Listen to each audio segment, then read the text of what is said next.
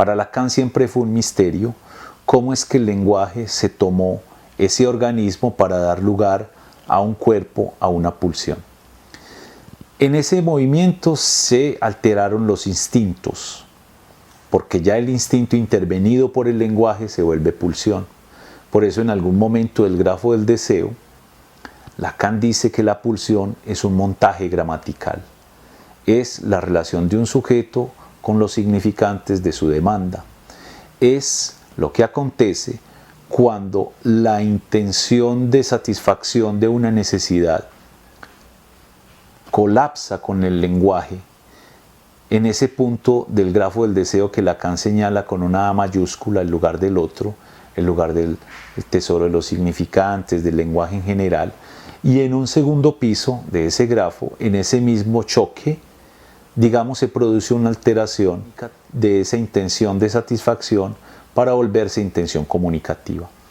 Entonces ya el sujeto, en vez de buscar el objeto que lo satisface, habla, pide el menú, piensa una culinaria que pase de lo crudo a lo cocido, etcétera, etcétera. Y ahí está su intención de satisfacción transformándola en lenguaje, en demanda.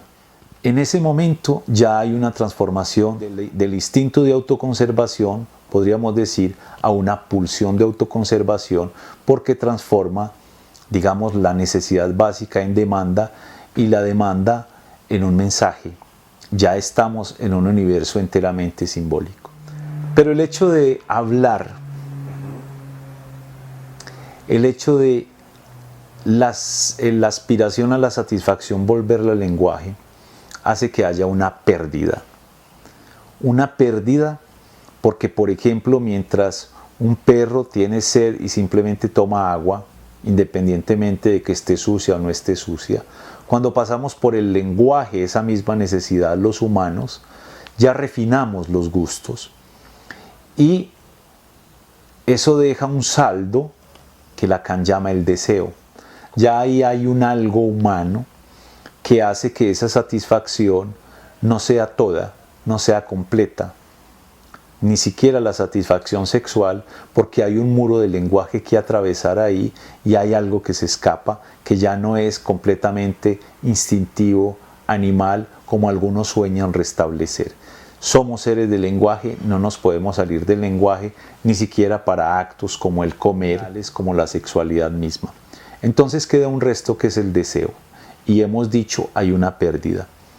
En la segunda parte del grafo del deseo, cuando ya el bucle que nació en una dirección va cayendo y ya está atravesado por el lenguaje, tienen un efecto de retroactividad unas respuestas muy interesantes.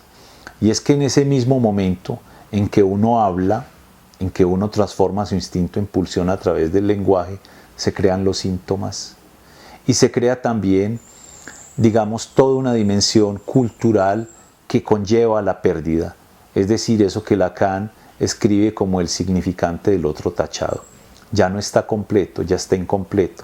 Ya ahí hay algo que falta. Eso lo podemos pensar en situaciones fenomenológicas que lo ilustran.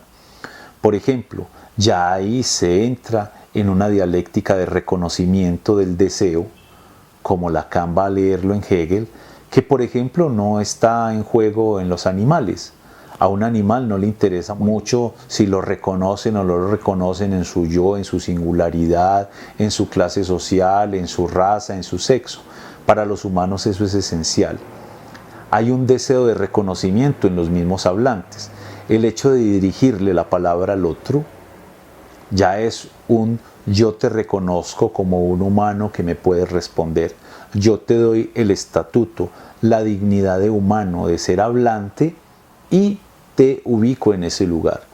Claro, en el momento en que se enuncia eso, implícitamente se está recogiendo su propio mensaje de manera invertida.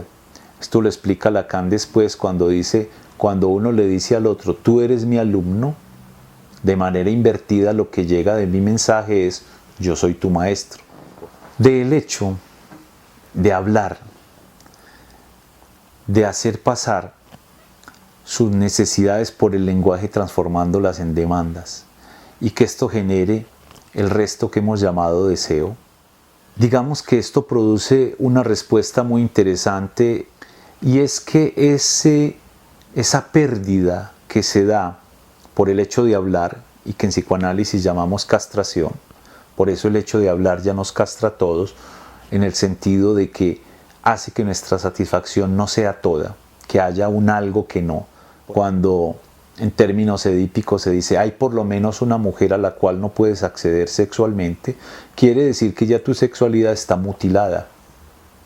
Esa es la pérdida de la cual hablamos. Pero el sujeto no soporta bien las pérdidas y por eso intenta recuperar por otros medios lo perdido. Lo perdido a nivel de la pulsión, el S tachado, que es lo que quiere decir marcado por la pérdida, en relación con los significantes de la demanda del lenguaje, hace que luego el sujeto quiera recuperar de otra manera esa pérdida en lo que Lacan llama el fantasma, es decir, esa construcción imaginaria y simbólica que constituye, y en eso también es real, una especie de axioma del sujeto. Un axioma, se sabe, es, por ejemplo, una fórmula que no se cuestiona, porque si se cuestiona el axioma se cae el sistema.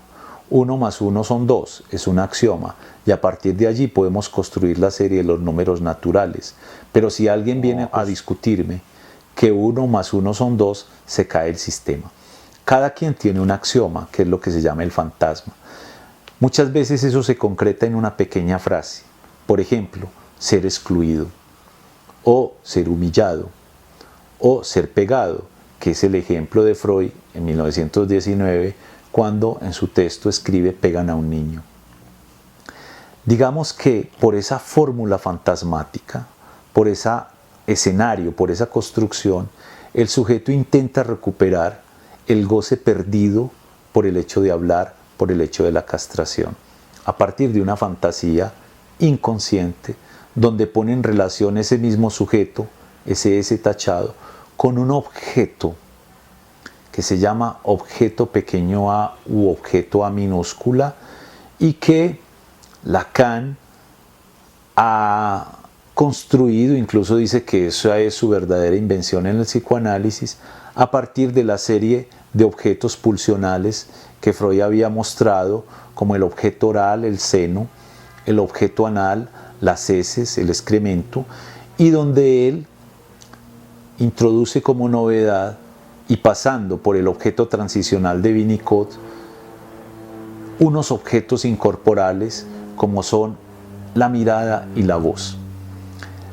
La mirada no es el ojo, de la misma manera que la voz no es la boca ni el objeto oral. Son objetos que necesitan el cuerpo como soporte, pero se pueden incorporizar de una manera más abstracta.